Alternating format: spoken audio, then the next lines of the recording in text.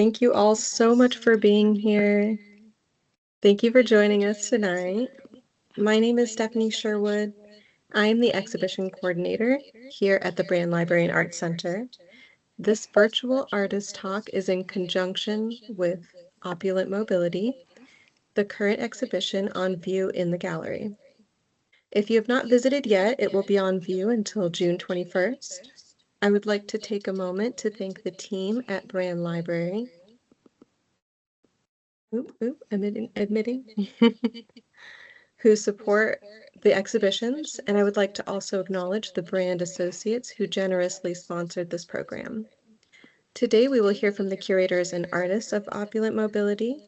We have ASL interpreters available, and if they're not already spotlit for you, please feel free to pin their screen and follow along.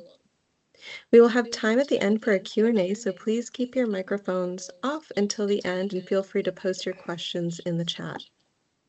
Chloe Corse is joining me from the exhibitions team and will be sharing some links in the chat.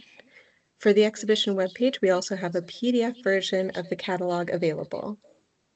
It is with great pleasure that I introduce you the curators of Opulent Mobility, Laura Brody and Anthony Tusler. Laura Brody is a professional costume maker and designer who developed Opulent Mobility as a series of artworks and then built it into a juried group exhibit. Anthony Tusler is a photographer and disability arts activist. His photographs of the 1977 occupation of the San Francisco Federal Building are iconic and featured on his website under the historic section. Here's Anthony and Laura. Hi, thank you all for coming and joining us. This is awesome. I am Laura Brody, the A stands for Anna, and I'm the founder of Opulent Mobility. Anthony Tusler is my co-curator, and I invited him along after I started this show. My very, very first example of this was when a friend of mine had a stroke, and I started getting excited and interested in assistive devices, so wheelchairs, walkers, and those sorts of devices, but wondered why they looked so horrible. They seemed like almost insultingly ugly. I started making work, and the very first wheelchair I made was a terrible disaster. It was beautiful, but like flung the poor participant out on the floor, who had loaned me his wheelchair, and I had done it up like an Edwardian throne. I recognized that I didn't have the skills to be maybe in medical licensing, but I could do art and wanted to put together a show.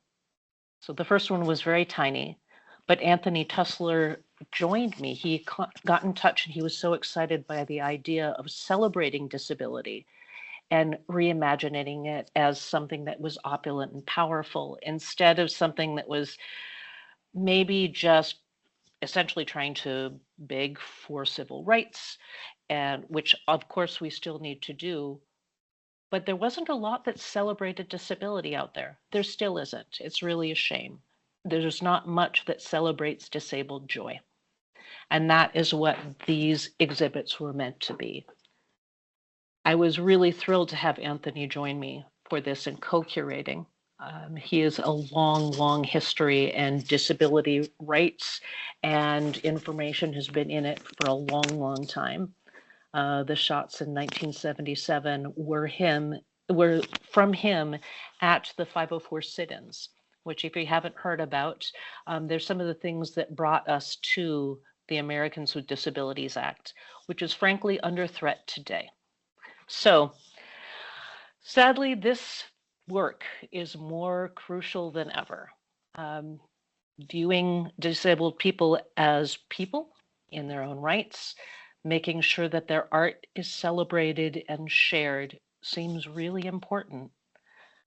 There's a quote I really love from Bell Hooks, that the function of art is to do more than tell it like it is to imagine what is possible. And that's really what Opulent Mobility does.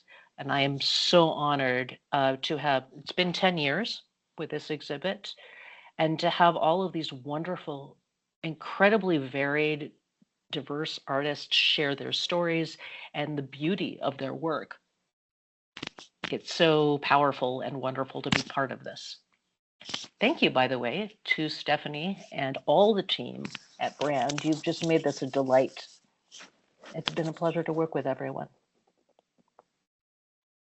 Likewise. We will bring it back. Laura, would you like to talk a little bit about the process and how this brand exhibit came to be? Absolutely. So this was one of those, I think everyone thinks that exhibits happen like this, and this was absolutely not the case. But I had been working with all of the artists for a while and had started putting together a book about the opulent mobility process. And one of the artists suggested I start putting together a touring proposal for the show while I was doing that, which was terrific. And many thanks to Lisa Marita Pates. And I put something together and, run it past Anthony a few times to make sure things were working. And I sent it into Brand Library, among other places. And there was a different gallery coordinator at the time, but she did get back to me, and that was terrific. We were excited about it. We set up a meeting, and then I think she was leaving. Like she was not going to be, she was going to another position. I'm not sure what happened, but then nothing for quite a while.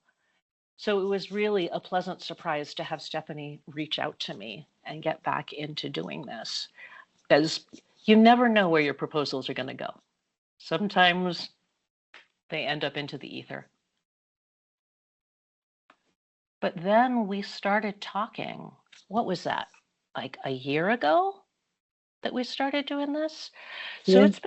it's been a long time in the making and trying to figure out. One of the things I did with the proposal, since we have 10 years worth of exhibits and artists, it was okay, let's go through the people that we have who are Southern California based, who are going to fit into what we would like to have this exhibit become. And Stephanie suggested 3 artists that I had not worked with before, which was terrific. So that was Anahid and Amabelle and Jaklin Romine. So, terrific choices for making this a really strong Southern California based opulent mobility. I think all of the people are from California. A couple of people are from Northern California, Catherine Sherwood and Rachel Ungerer. And it's just been a wonderful experience to have all of the different elements of it. I had worked with some of the installation type of pieces before. For example, Kellie Gillespie's huge pill bottle installation, but we only did photographs of it.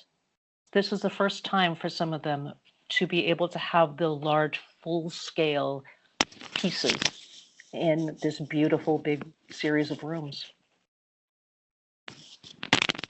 And here's a wonderful installation view where you can see Kellie's suspended piece as well as works by Catherine, Jaklin, and Laura. Here we are. Hey, welcome. Hi. Hi, everyone. My name is Amabelle Aguiluz, pronouns she, her, and I'm an artist, weaver, and teacher. And my work is really connected to the body, nature, and my personal experiences. And I used traditional and unconventional techniques to make sculptures, weavings, and site-specific installations, and they're usually with fiber. And the series I made is titled Sea Center, and actually I created them at different times. The first one is the larger hoop that you see in the image, and it was one of the first ones I made. And the project actually started because I had an injury that I experienced, and it changed the way I had to work. And at the time, I was really involved in body work and Tai Chi and movement. And I decided I wanted to figure out a way to combine what I was doing in my movement practice with knitting. And so I use a knitting machine that looks sort of like a keyboard. And I physically attach myself to the knitting machine carriage, and I shift my body back and forth. And so the whole idea was really trying to find a center point and connect with my body, not really thinking about the end result, just sort of allowing whatever was happening to form. And so these pieces are sort of the result of that process. And so it's really been a very healing method for me, both physically and spiritually. And while I was thinking about this work, I was thinking about flow and kind of cycles of life and memories and sort of this slowing down and centering myself. So it's been a really transformative journey for me from when I started. And so you see the results of the smaller ring that you see, the 40 diameter, is the one that I made for the brand. And so you kind of see that in the lines in the front are sort of changing, and I kind of feel like my life is changing and my process is changing. And so it was nice to be able to create that for this show. Thank you very much.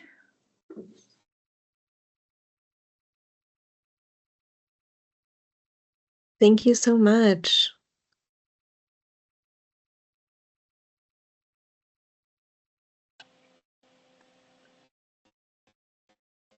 One of the things I really enjoyed, Amabelle, about your work, apart from the fact that it's just really, really stunning, when we were showing it to the Glendale Unified School District people, all the kids, it's like watching it, it's like you can see it from when it's installed in the center and then walk around and tell there are 3 individual pieces, but from other places, it's a single unit.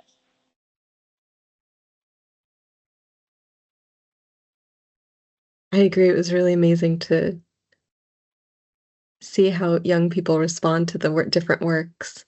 All right, I'm going to go ahead and spotlight our next artist.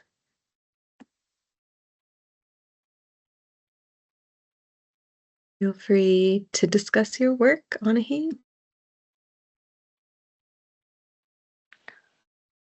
I also really loved what you did with the workshops, Amabelle. Thank you so much. Amabelle was doing little miniature loom versions for the students, which you can see in the hallway. Yes, if you come visit the gallery, you'll see them in the hallway alongside the courtyard windows. Anahid, are you able to unmute yourself? Yeah, I did. I'm There sorry. you are. Okay. I was having a problem. So my name's Anahid Boghosian. Most people call me Anna. I'm a visual artist, mainly a painter, and did my first installation work in 2017 and use a lot of recycled materials in all my work. I had been talking about doing something that honored my father, who was an amputee from the age of 9, since, I don't know, since the early 2000s. I would say I've always had different ideas. I wanted to create rooms, experiences, because I never viewed my father as disabled. I never thought of him that way. I never even realized he was disabled for a very long time. I think I must have been 13 when it was brought to my attention, well, he's got a wooden leg. And I was like, so? It never dawned on me. So I've always wanted to honor his very resilient spirit and all the charity work he did to help amputated young boys not belittle themselves or feel less than in any way, shape, or form. So I just thought I could never understand the same way, but I knew what it was like to walk, behind him. And I always wanted to represent that, and how, considering the time that this happened to him, and it happened in another country, and he came here to this country so that he could have a better life because he was an amputee, was just something I wanted to honor, and I wanted people to think. And I would have wanted to even accumulate even more shoes, which I have now, and would like this to be. My other installation did travel to 7 different locations, so I'm hoping this one does as well.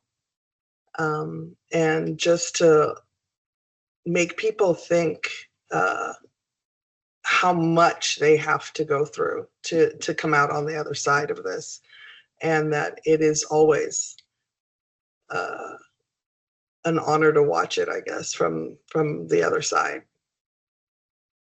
And I used a lot of recycled shoes, as you can see. So I don't know if anybody had any questions about it, and that's actually my father's leg. I was just noting to people when I was doing the tours that when you have a prosthetic limb, if you're not familiar with that, you have to change them frequently. So that must have been one of the earlier ones. He kept that towards the end as well. He had a hydraulic one for a little while, and he really didn't like it. He hated it with every fiber of his being. He trained as a sculptor, my father. Went to Eagle Rock High School, grew up in the area, actually, and went to Pasadena Art Center and worked for a prosthetic company in the beginning. So he made this leg for himself, which is, That's awesome. Yeah. So, I just wanted to have people see the trajectory, I guess, of like what it's like to be from a little boy and to grow into a man, and how you have to think about so many things we take for granted who are not disabled, that, the simplest thing is thought about in a different way. I had told people the old joke that the person who's an amputee is somebody unfairly charged for shoes. Definitely. We always had one extra shoe in the house. Lots of them. That's amazing. Thank you so much for sharing, Anahid.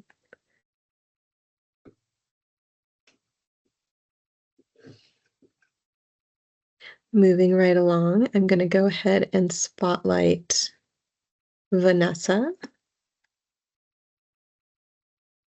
and hand it off to her. Hello, everyone. My name is Vanessa Hernández Cruz, pronouns she, her, ella. A quick visual description. I'm a Mexican-American woman. I currently have my hair down. I have a little bit of purple on the side. I'm wearing glasses, some goth makeup, a black shirt. I'm in front of a white wall. A quick visual description of what's on the screen. There's a screenshot of my dance film, DNA, Disability Not Ability, with green font that looks very glitchy, and there's a hexagonal portrait of me with a red tint. And to the left is a photograph of my video installed at the brand library. I'm super excited to be here. Wow, this dance film, while it was made back in 2021, it feels like such a stepping stone in my career as a disabled dance artist. I created this for the Aikui exhibition back in 2021 in the summer. And it was my first self-produced dance film coming out of college. And then I later submitted it to Opulent Mobility in 2021 as well. And since then, it has been exhibited at USC last year, and now here at the Brand Library. My work is heavily reliant on dance and visual artwork. It has now transcended into my live performances. This work is very much inspired with this idea of reclaiming disability as an identity. It really highlights um, my journey as a person and as a dancer navigating institutions and ableism within that, and really reclaiming who I am as an artist and as a person.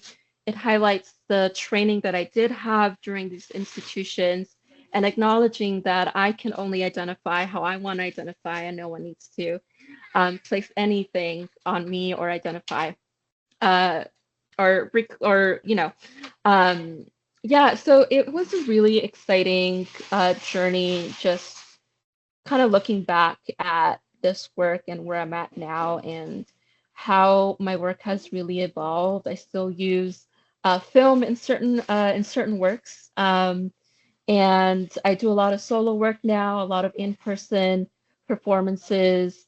I do want to give a shout out to Kiana Peppers, who did a lot of the fun graphics in the film, hence the screenshot that's in front of us. Um, yeah, it has been such a beautiful journey. I'm just forever thankful that Laura took me in and took my work in and has toured it here in LA. And it's been beautiful to see how folks have received my work. And yeah, and I hope you all get a chance to witness it in person.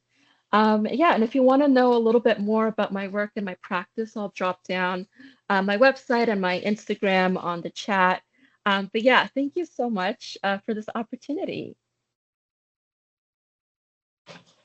And thank you very much, Vanessa. It's been such a thrill to be able to share your work. One of the things that I've been talking with a lot of people is that dance can be really strict and cruel, frankly, about what bodies it's allowed. So you are very definitely making it all about who you are and what you have to share. And I love that about it. And that actually just resounded. It so many people really responded very well to it. And I love that. I love that for you. Amazing. Thank you. Thank you, Vanessa. Alrighty, moving right along. Let me spotlight our next artist, Diana. There we go. Hi. Hello, everyone. I am Diana Elizabeth Jordan. I'm an actor, theater and filmmaker, creator. I am an African American woman wearing a blue dress, and my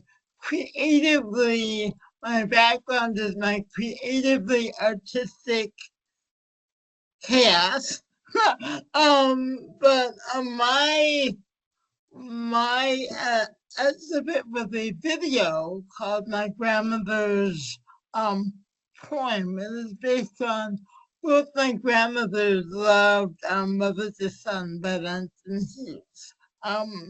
In fact, it was read at my grandmother Naomi Harper Jordan, who died when I was 8. It was read at her funeral, and it was a favorite poem of my grandmother, June Crawford, who lived the longest. I created this piece originally as a performance during COVID. I was part of a program to honor the legacy of Ruth Bader Ginsburg, and it was right before the 2020 election. I was really realizing how 2020 was such a significant year. I performed in my bedroom in terms of the election and what was going on, and it was the 100th anniversary of the 19th Amendment ratification of the 19th Amendment, the 30th anniversary of the ADA, and the 55th anniversary of the Voting Rights. And it really occurred to me that when my grandmothers were born, women did not have the right to vote. When my grandmothers were grandmothers before the Voting Acts, right? The Voting Rights Act was passed. And for me, writing this piece, I think, of course, I celebrate disability, but disability is intersectional. And I am a granddaughter.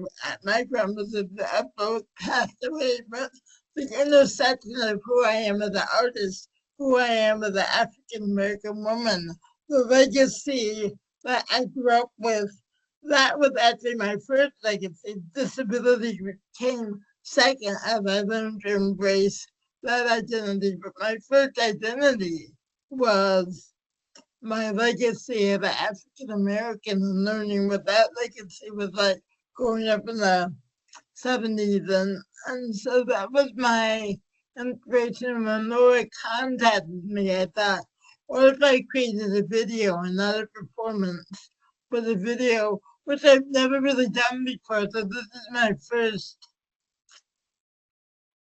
very, foray into doing a visual video art. And so I'd like to do more. It was really interesting and cool for me to create something that I've never done before, which is what I also love to do artistically.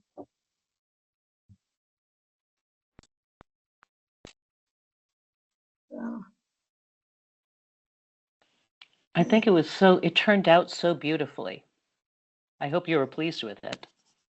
Finding the images was really, especially the images of stairs, and again, finding that intersection of disability and cultural identity that stairs have been, was a wonderful image in the poem, but stairs are a true barrier for many people who have disabilities. So I love that intersection of the two, because you really can't separate racism from ableism, sexism, homophobia. They are all part of an intersectional identity.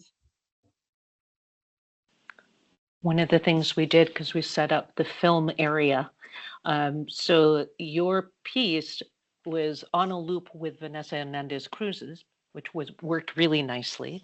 And it's right next door to Jaklin Romine's Access Denied, which is all about her, sadly, in a wheelchair at the top or bottom of stairs, not being able to get into exhibits. So that just made that connection so poignant and so powerful for a lot of people. Wonderful. Yeah, I need to try and get there before the end of the 20. Yeah, and being of that possibility, not driving, coming up to Glendale is a bit of a haul for me, but I really do want to try and get out and see it. If you can, it would be lovely. If you can't, by the way, for anybody, all of this is also online at opulentmobility.com. And of course, there's a beautiful digital catalog over on the Brand Library website. Oh, awesome. Okay, thank you. And thank you so much for having me. And I'm so honored to be here with these incredibly gifted artists. Thank you. This is awesome. We're so happy to have all of you. And I will say, if for those who do make it in the gallery, there are little QR codes on the labels for each of these amazing artists, and you can go to the Opulent Mobility website right there and read and learn more about them. So I'll go ahead and move us on to the next slide here and spotlight Patricia. Here you are.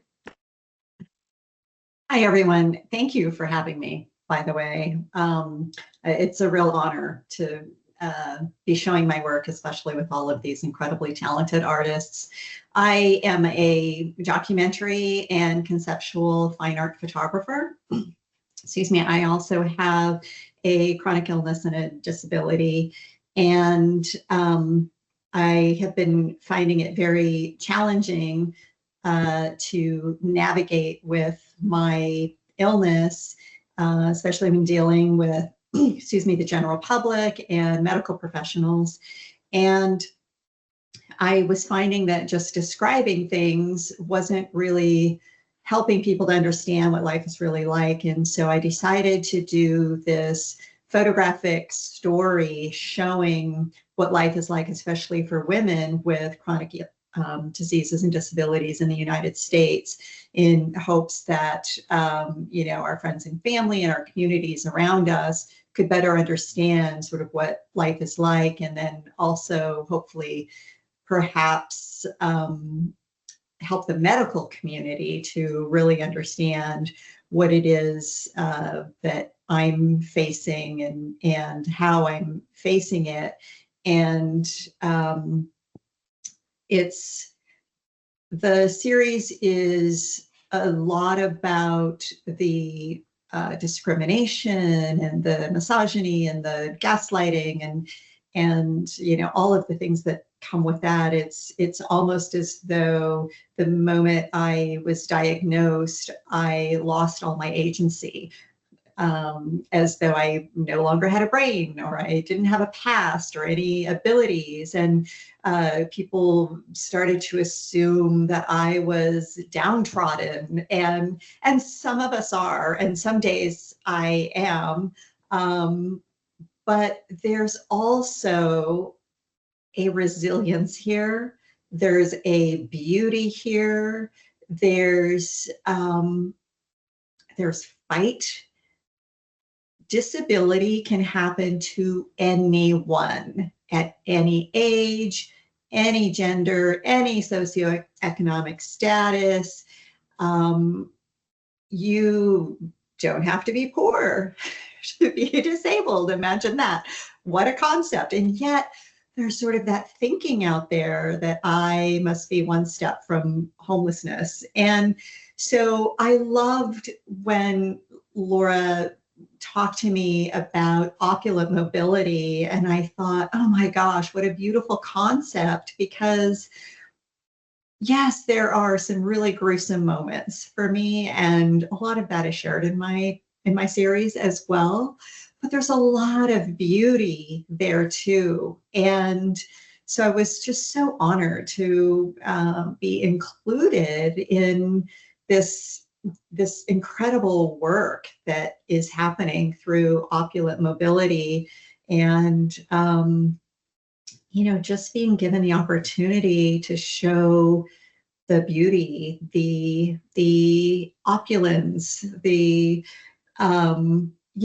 why not throw a couple of olives in my Smart Water or my Pedialyte and, add a little fruit juice and make it my cocktail.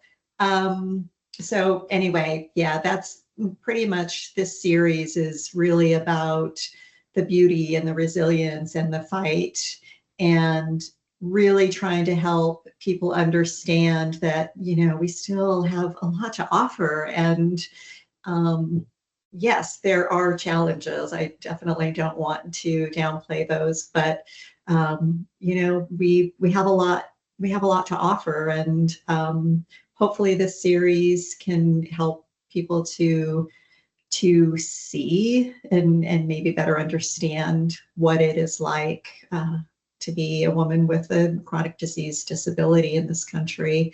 I'll drop it's all on my website, which is basically my name, patriciafortlage.com. So I'll pop that in the chat as well, if you'd like to take a look at that. But I really want to say thank you. Thank you, Laura. Thank you, Anthony. Thank you, Brand. I'm just so honored to be included. Thank you so much, Patty.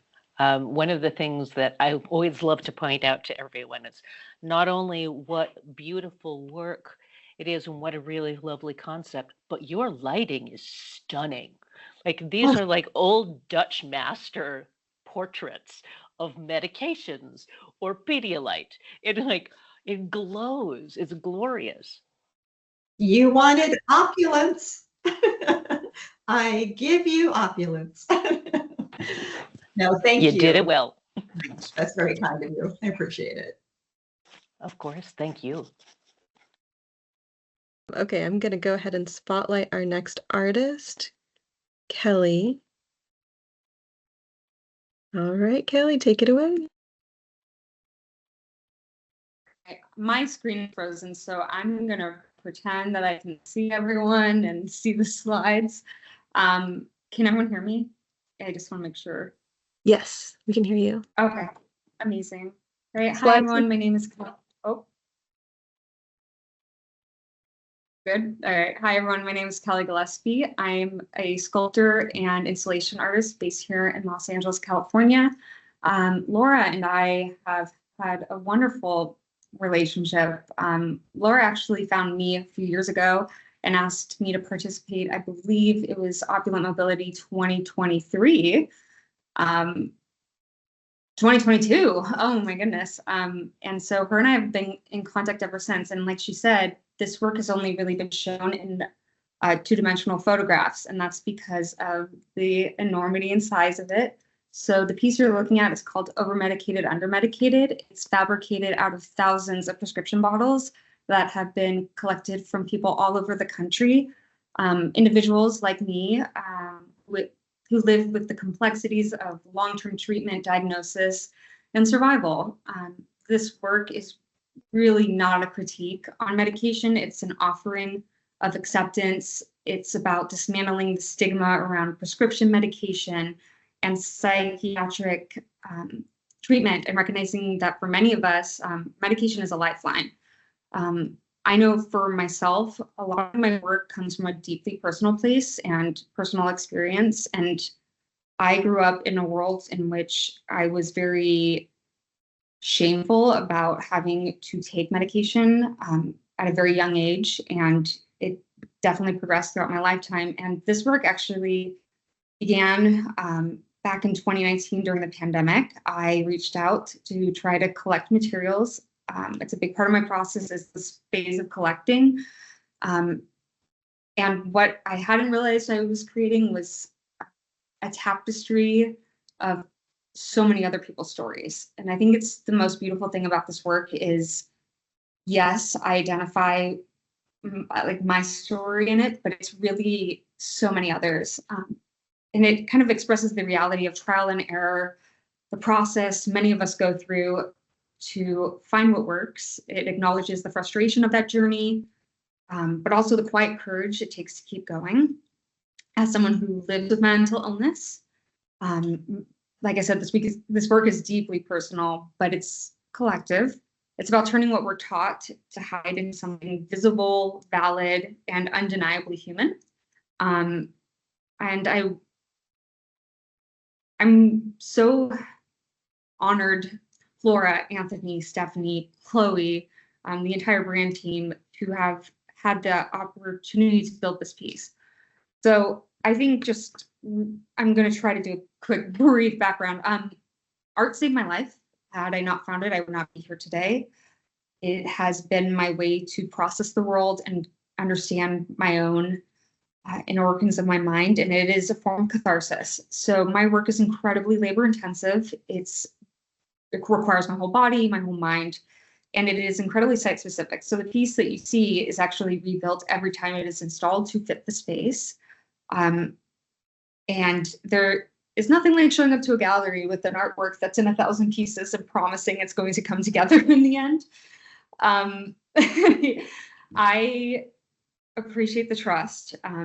I spent 2 weeks in the gallery building this piece from, I would say, a couple dozen pieces, and having an incredible team help me get it in the air and help it exist organically and frame the other work in the room. And yeah, it's just been an amazing experience. And I am from Los Angeles, and this is the first time I've been able to show any sculpture work in my hometown. And it has been, yeah, honestly, I'm going to be completely honest, the opportunity of a lifetime. Everyone who has seen this journey, everyone who has donated bottles throughout the years has never been able to see this work themselves. And to have this opportunity to share, there are so many people even in this conversation right now whose bottles are in this piece. Like, this is your story, this is our story, and this is my story. And I just want to say thank you so much for witnessing this piece and being part of this conversation. Yeah. It has been terrific. So many people love your piece. I learned something new. I didn't realize that you had been putting together the slices of the pill bottles in serotonin molecule format. Mm-hmm. Yes, in what is considered a dopamine structure. It's this, everyone's brain chemistry is different. And I think, I've been trying to avoid my elevator pitch, but it's the clearest way to kind of share is all my work is made from objects discarded by society to talk about people discarded by society. This idea that what we consider broken and useless can really make the biggest chance of, biggest impact if given the chance. And I think, the way I approach materials and my work, if we approached people in a similar manner, I think those of us who are considered the outcasts of society really have the perspective and the ability to make the biggest impact. Some That's of us just beautiful. need, yeah. Thank you so much for sharing, Kelly. And thank Thank you you. for So working good. so hard on this beautiful piece. Alrighty, let's move on to our next artist. Spotlight. Can you guys hear me? Yes, we can hear you. Hi, welcome, Oh, Aragna. Hi. hey everyone. Yes, thank you for having me, Laura and Anthony, and also the brand. I mean, this show has been amazing, and I just love everyone's work and just hearing everyone's work. So yeah, thank you guys. And so I'm an artist. I do make a bunch of work, different types, collage to drawing and stuff like that. But for my day job, I work at a day program where a lot of the artists require adaptive tools. 90% of the artists have cerebral palsy, so they really require me making stuff for them. And so I'm like working collaboratively with each artist to find their tool. So the only way, an artist to begin to make something for me is to kind of study their physicality. So I haven't really seen like a lot of drawings and stuff like that. So I wanted to go back to like my roots of like figure drawing, stuff like that. So kind of started collaborating with each and every one of the artists. So the series of hands is all the artists at the day program at Washington Reed in Culver City. It's closed now, but when I started, that's what I wanted to do, was kind of like develop all these adaptive tools so all these artists can start making their mark. And I think, making your mark is very important as an artist, and it begins with the mark, and I always tell people, if you make one mark a day, over a succession of months and years, it becomes like infinite. And so like, to me, that's the beauty of art. It's like the mark of expressing yourself. And, and if you throw that into art history, it's like, the abstract expressionism, it's like you can begin to express yourself. So that's how these kind of hands started developing, was kind of a study along with the artist. And, and in a way, I kind of fell in love with the physicality of their hands, and so that's the series. And then the other a piece is a collage that I made. It's really about my little sister. Growing up, I never really we were super close, but as an artist, I wanted a career in art, so I never like got involved in like uh making art with her, and then so somehow it's weird how life works, like we kind of we kind of fall into what the journey has kind of led us to. And because she had cerebral palsy, it kind of like, for me, it's kind of a natural process of working in the field with the people that I do work with. And so yeah, I just wanted to make an homage of her, like really about how the creative expression or the creative mind or the creative energy, the creative force, can propel you even if you're in a wheelchair, like above above it all, you know. And so this is kind of an homage of her, you know, and it's yeah. And then, you know, using the collage elements of things that I love. So yeah.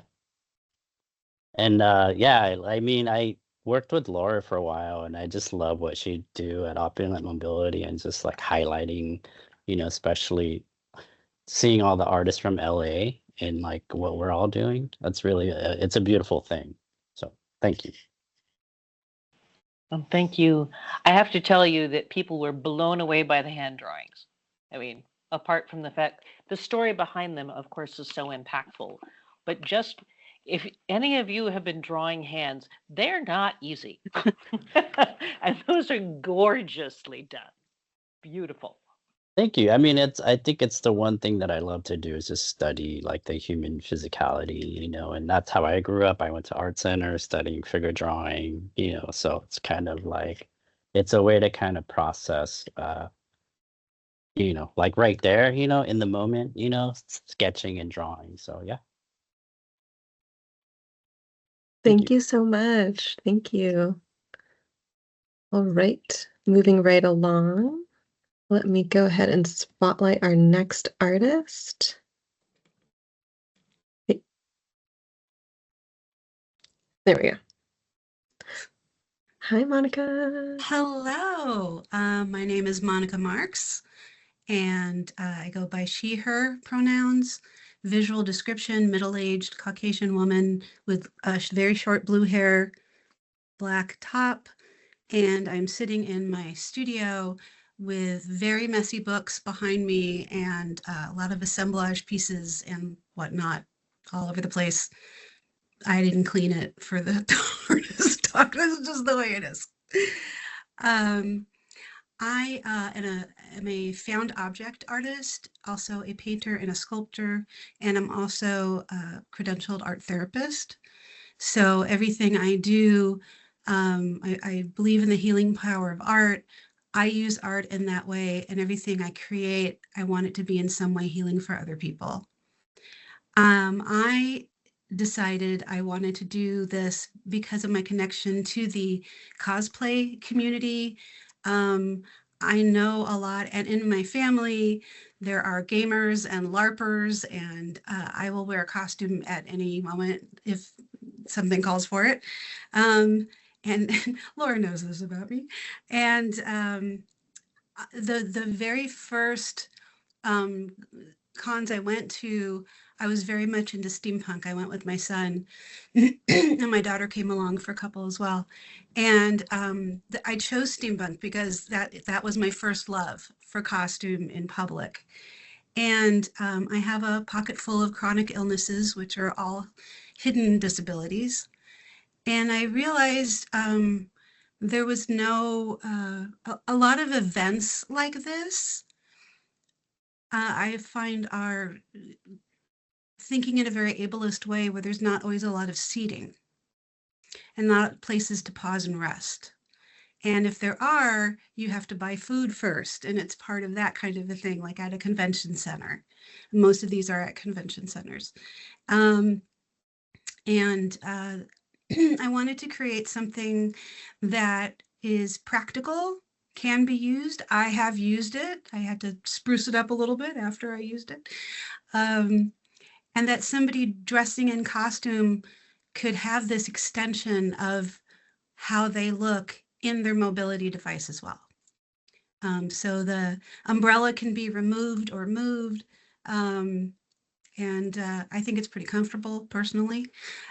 Interestingly, because I do try to use discarded objects in everything I do, I wasn't sure when I was answering the call for Opulent Mobility years ago. I don't remember exactly which year. I think 21, 2. I don't know.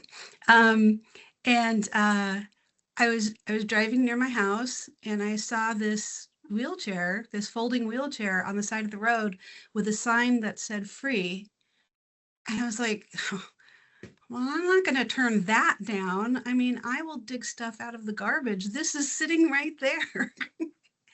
So I grabbed it, and there's a lot of discarded and found objects that my family helped me put together. We do a lot of family projects together. I'm blessed with a very creative family. We are also a family of chronic illness and disabilities. And I have become more and more aware through my children, through the greater community, and then also myself, how hard it can be to function and do what you really love in a world that is not set up for you to do that. So that is why I wanted to do this. I've known Laura for not enough years, in my opinion, and we are now both resident artists at the Makery in Little Tokyo, and I get to see her more often now, so be jealous. Anyway, that is about it for this. I'm just so honored to be a part of this. It's such an important exhibit, and playing any little part in it is just a thrill for me. Thank you, everyone. Thanks so much for being part of this, Monica. It's such a delightful piece, by the way, the steampunk wheelchair. If it's like, okay, why not have my little parasol and a little mobile? And I've never understood what some of the attachments are, but I like to imagine that they could be like a speaker, or maybe they're like gas powered. I'm not sure. I like to think that it's steam powered to fit into the steampunk aesthetic. I like to think that the part in the middle is kind of an engine that can propel you really quickly or up into the sky, although I haven't built wings yet. All sorts of things. I like leaving it up to the imagination, and who knows what's in the little suitcase in the back, you know. It could be whatever you want it to be. I like That's whimsy. The next one, the wings. The wings. So that I do like making wings. I just haven't done steampunk wings yet. Thank you so much. Thank you, Monica. Right, let's move on to the next slide, and I will spotlight Rebecca. Hi, welcome.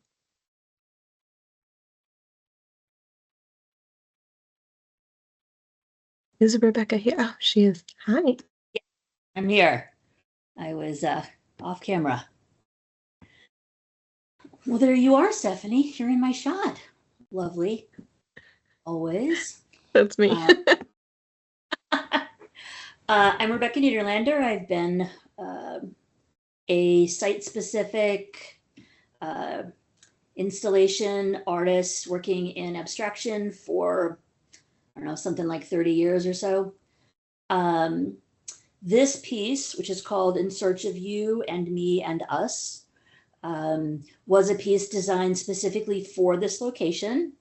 The funny story, since people are talking about it, the way Laura and I met, we both showed up for jury duty, and we were in the orientation, and the person kind of orienting all of us said, does anybody have any questions? And I raised my hand and I said, where do you expect people to park if you have handicapped issues? There's no handicap parking in this court system. And that seems like it's an anti-ADA, that's a problem. Like I'm angry. I'm already angry. And the woman was, embarrassed and said, well, if you call ahead, and I'm like, not good enough. And afterwards, Laura came up to me and said, hi, I do work around disability, and I think I know your name from this other friend that we both share, and I'd love to talk to you about what I do. And we have began a fast friendship ever since. And my work usually does not address disability issues. When we first met, I didn't even know what my issues were.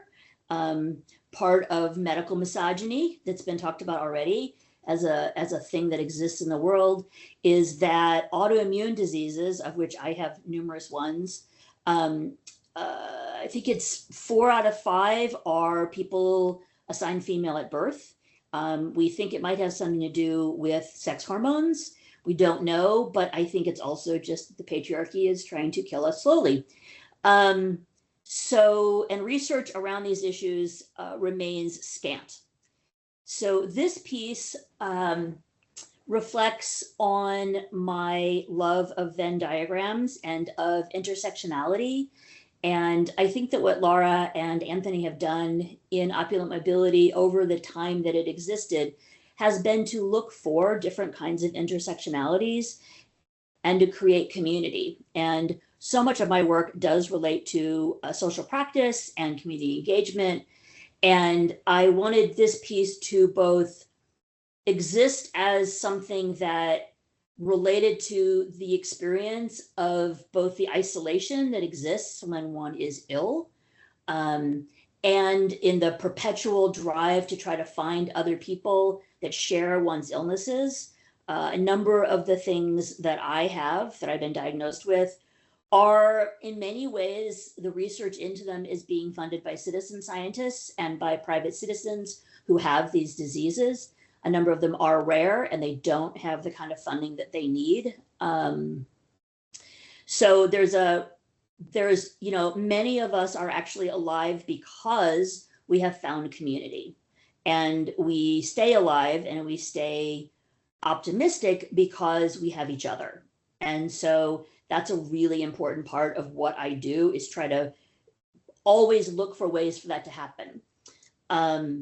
It's also, someone else mentioned about seating. I think Monica just mentioned about seating. And I have done, like, most of my work is site specific, and it's large and it's whole room types of things that I've always insisted that seating be provided, because I think it's incredibly disrespectful to the visitor not to provide seating, even if they're able-bodied. But for the person who has disabilities related to physicality and fatigue, providing seating is a way to acknowledge that they have the worth of being able to experience art and the healing powers that exist within art. So I began at some point to design pieces that integrated seating into them such that they could not exist without the seating.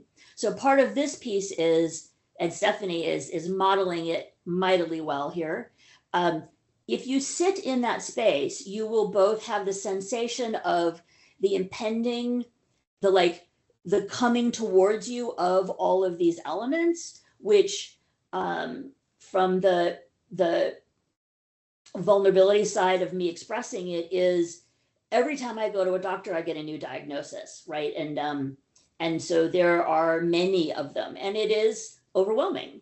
But this piece also, if you look through it, like you can see in the right-hand picture, there is light coming in from above. And that is that no matter what happens, there is always possibility, not just of new therapies being developed for these diseases, but of just connectivity and how we find each other. So I like to make work that opens up the conversations that are difficult, but also insists that together we can make a difference. And so that's what this is all about. The other part of this, I am what I've often referred to as vertically challenged. I'm about 5'2", and I love making work that privileges people who are of the shorter mindset, because society really privileges height in many ways. I mean, there's a range that society is privileged for. So I hang all of my work lower if it's on the walls, and I create things so that people who are used to things being designed for them have to sort of shift, even if, able-bodied, whatever, they have to alter their experience. They have to shift their bodies, thus acknowledging, oh, that's what it's like if you have to be aware of where your body exists in space. And I think that those are all important elements. I don't talk about it like in the, the QR codes or sometimes in wall dynamics, but there's a lot of elements in the way I design the piece, every piece I do, to help people go through some kind of experience that alters their perception through bodily experiences. So There you go. Thank you, Rebecca. Thank you so much. And I will note that we did hang a lot of the wall work in the exhibit lower to privilege not only those of the shorter persuasion, but those who use wheelchairs and walking devices. Which I was so happy. I remember that conversation. I was just like, yes, finally, yes, let's privilege people. Let's make this, design it for the people that we are really connecting to. Really good. Thank you so much. So I kind of like the way that the alphabetical slides kind of worked out, because we're going to move over to Tom and Linda Peters. And to kick us off for this slide, I'm going to play a clip of Tom and Linda Peters' audio piece that is playing in the room that Rebecca Niederlander's piece is. So let's see.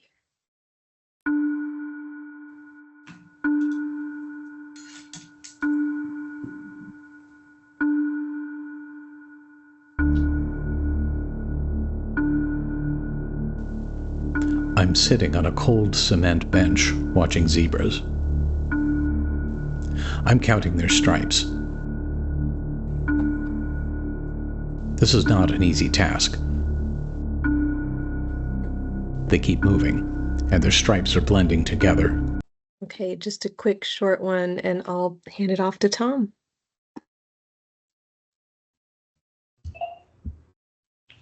Hi, everyone. I'm Tom Peters, and my wife's Linda Peters. And this is George. I am Caucasian, late middle-aged male, ponytail, and in the background, you can tell that I'm a sound artist and not a visual artist because it is absolutely chaotic and filled with instruments. And I'm sorry we couldn't, Stephanie, we were not able to hear the clip. Oh, no. Which happens. This is streaming. Sometimes happens this way. This is live theater. I don't know if you have it pulled up. We could give it a try. First, I wanted to thank Laura and Anthony for including Linda and I in this, and Stephanie and the brand for setting up this just amazing work. My wife Linda and I are sound artists. I'm a composer. Linda is an author, and our work was called In the Realm of Wild Dreams. And this work was created for the brand for this particular exhibition. Linda can't join us tonight. She's having some pain issues tonight, so you're stuck with me. We've been trying to find a way of really merging my music and her stories together in a really engaging way. And as we were coming up with this was a really tough time for both of us, and we decided to go straight for the subconscious and to really try to go for dreamlike states, to not have specific meanings. And in doing that, I think we were able to kind of capture what had been going on with both of us through this. It started out with, we decided to play a little game with this as I created bass and harmony lines and let her use the stories as melody. So it actually functions like a piece of music, and her stories and her writing are actually quite rhythmic. So she then would sort of dream in front of a keyboard, as it were, and then of course did extensive rewriting. We read them, recorded the voices, and then took each individual phrase of each story, and using time stretching, we nailed them to the beats of the music. So the music and the stories and the reading of it are actually very tightly synchronized. So this is something, it's funny, Linda and I talked about this, is that, nobody's going to realize how many hours we spent doing this. But there's a series of 4 stories, 2 read by me and 2 read by Linda, all with different dream states. And our idea was that as people would as people would pass in and out of the space, that you would capture a little portion of the dream, just as an actual dream would be, as you'd be able to walk through and be able to catch a little, an image of something, or some phrase or something that would be sort of half remembered. We sort of wanted that. We also used, for all but one of them, we used 110 beats per minute, which is that is the rhythm that's known to produce theta waves. So we really wanted to keep this as sort of dreamlike as possible, and pairing it with Rebecca's work was just an absolute stroke of genius. We love that the dappled light, and that you have to, some of us who are a little taller have to crouch down and sort of be enveloped in this almost like a bird's nest. It was really really quite an experience. And so anyway, I hope you can all come and enjoy it, and this is our work. I specifically asked that we work together. We worked together. I saw you at the last Opulent Mobility, and I love your compositions, and I thought it would be a really, really good pairing. And Laura was like, yes, let's do that. And then I think it was Stephanie who remarked that there is an element, you talk about zebras in one of the stories. Yes. And the mascot animal for 2 of my diseases is the zebra, which was another just like joyful coincidence. Like it felt like an aspect of the diagram. I love the way we should do more stuff together. I would love that. Well, it's funny. Both you and Laura came up to me and said, do you know the significance of the zebra? And through the conditions that Linda has gone through, we are very familiar with the zebra. And after the and I assumed that's what Linda had done. And when I got home after the opening, I said, people really appreciated that, that you mentioned the zebra. And she said, wait a minute, I never thought about that. So that actually came out from her subconscious. Did she tell you what the zebra is for our diseases? Did she tell you what that comes about? We've done that, and she wrote a whole story about that. And so we are very familiar with that. But in this particular context, it never occurred to her what the zebra is. And then as we began to kind of go back over the story again, it fits perfectly. It's exactly what it really is, exactly the experience that we wanted to capture. Yeah. So for those who don't know, and I think it's relevant as you're doing this, doctors are taught in medical school, when someone comes in, look for horse's hooves. It's not going to be a zebra, because new doctors are like, is it some very weird thing that's exciting? Usually a common cold, but for many of us are the zebra, and they miss our diagnoses because they're only looking for horses. So zebra, it's a complex thing of saying, see us, right? And that's all of what Opulent Mobility is about. Okay, I'm going to shut up now, but I just think it's such a great thing. Well, I can't take credit for that one. That's all Laura. Okay, I am going to spotlight our next artist, Rachel. Spotlight. Thank you so much for joining us, Rachel.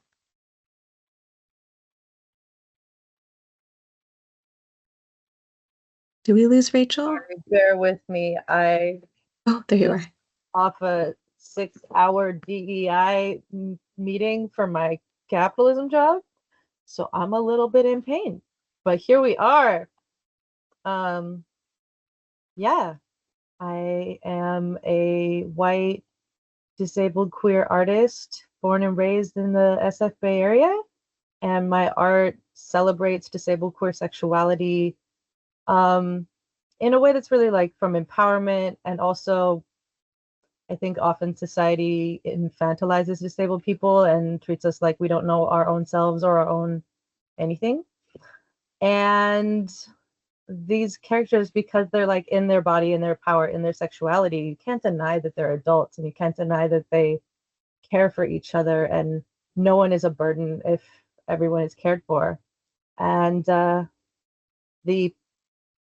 one in the middle is actually based off a Bay Area local disabled drag queen who I had a really awesome dance class with once. I have like disabilities mainly in my upper half, so we had very different access needs, and he taught me how to dance by just, we all share the same momentum. If we're going in the same direction, it doesn't really matter how we get there as long as we're doing it together. And I was like, wow. So that's what inspired that painting in the middle. What I was telling people when I was showing your work, of course, because it's beautiful and it's so expressionist, but also that this is something that you've developed to deal with your own pain and your own issues, with making sure you can have the time to express what you need in the time you're able to paint. Yeah, I was an art major and I became disabled sort of at the end of my senior year. And I stopped painting for like 6 years and had to retrain myself to paint by going really, really quickly and taking long breaks because like I have a chronic pain disability that severely affects my hands. But painting is life, so there it is. And also like talking about what we can and can't control. I think that I was really frustrated with like the systemic discrimination. Like it wasn't just about like me and how I feel about myself. Personally, I don't think disability is a dirty word. But if you go to the doctor and you're not treated like an able-bodied cis male, and the difference is like one person gets medication and the other doesn't, that's a huge thing. It's very hard to tackle. And so my way of kind of pushing back on this culture is to say like you have to see us as we are, and like we're beautiful and sexy as we are. It's one of the things I really love about your work, and that really everybody's work here. We're not trying to sugarcoat it, but we're also trying to celebrate who we are, truly. Thank you so much, Rachel, and I'm sorry you're in pain at this moment in time. Well, we're gonna skip back to Anthony just for a moment. Let's go back to Anthony's slide. Anthony, do you want to tell us a little bit about yourself since you couldn't earlier? Sure. I am really stunned by this exhibition, and hang on, let me.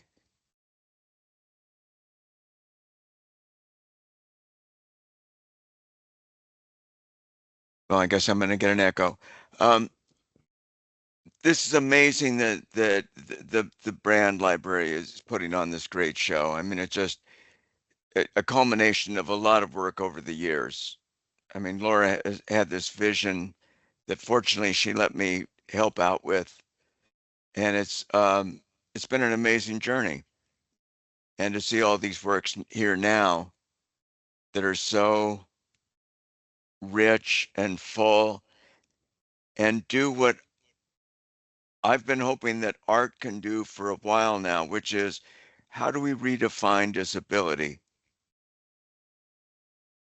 in a way that we know? I mean, as disabled people, we know what disability is about, but the world doesn't. And this art is a way of saying this is what our lives are like, the good, the bad, and get past the stereotypes and see us more fully. I mean, I think that it's wonderful. I mean, I could talk about my work, but it's not very opulent. I can recognize opulence, but that's not my thing. So it's mostly my role to discuss these things with Laura and be able to provide I mean, I've been working in the disability rights movement since the early 1970s. And so I have this long and studied disability extensively. So I can provide some background, and some perspective. And put the two of us together, you know, we get to really get a good sense of what's working and what's not. It's been great. You know, so I'm in southern Sonoma County, on top of numerous disabilities. And I mean, my primary identity, because it's so visible, is I'm a power wheelchair user, is chronic fatigue. So I'm not going to be able to make it down to the brand, much to my regret. But you guys are doing a great job, and thank you to Chloe and Stephanie. I mean, it's been wonderful. I mean, this is dumbfounding. And let's never, ever use Microsoft Teams ever again. Okay, sorry, I don't want to end on that. I've met some wonderful artists through Opulent Mobility, and I've seen some stuff that's just blown my mind, and it's wonderful. So thank you all very, very much. Thank you so much to all the artists who were able to join us tonight, and of course, our amazing curators, Anthony and Laura. We have a few more minutes. Do we have any questions in the chat, or anyone who wants to unmute themselves and ask any questions of our curators or artists? We'll save some time for that. I just want to interject and just say it's so nice to be able to meet and speak with you, Anthony. I've heard so many wonderful things about you, and I've never been able to put a face to the name. Oh, sorry, I'm in the wrong. We're just having technical difficulties. We heard you though. Yes, no, we heard you. I agree. I wish we could have Anthony join us in person at the brand, but I'm really glad we were able to do this online. All the technical difficulties aside, it was worth it to be able to have Anthony and any of our other out-of-towners join us. So I think it was worth all of that to have you all here together. I just wanted to thank everybody for doing this and being part of it. I didn't talk about my work, but I've been doing some of the pieces since I started Opulent Mobility, and part of it was because the idea for this was so new at the time that I needed examples. So some of my first pieces were like, okay, well, I asked people, I went to the Abilities Expo and asked people what they might want. And people are like, I don't know. What do you want? Essentially. So I started making my own, and I made them based off of art history and social practice and things that inspired me.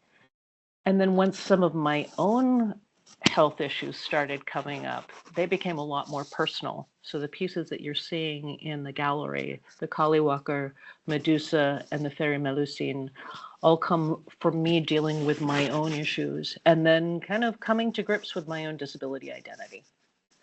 That's one of those things that happens as you move through, right?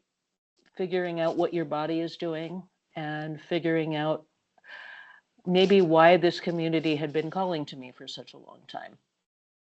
And I've got to thank Anthony for working with me all this time. It's been terrific. And also, we have a hoot when we're choosing the art. It's always hilarious. I love that.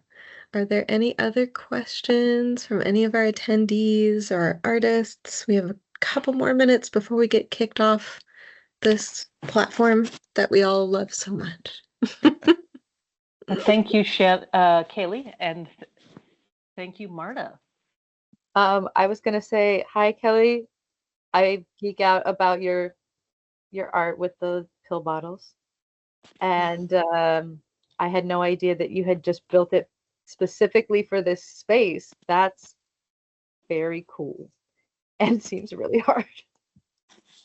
I just wanted to say, for some reason, I can't put info in my information in the chat, but you can, my social media, all my social media is From the Heart EJ, and my website is my name, my full name, Diana Elizabeth Jordan. Thank you, Diana. Thank you, Diana. And feel free to, check our website, check the Opulent Mobility website, and check our social media if you want to find and follow all these amazing artists. Thank you all for your time. We'll go ahead and close it out before we get kicked off unceremoniously. Thank you for your time. You are all awesome. Thank you. Thank you, everyone, and thank you for having me. As well. And thank you to our ASL interpreters. Yes. Thank absolutely. you. Thank you so much. This is wonderful. Great. Thank you. Thanks.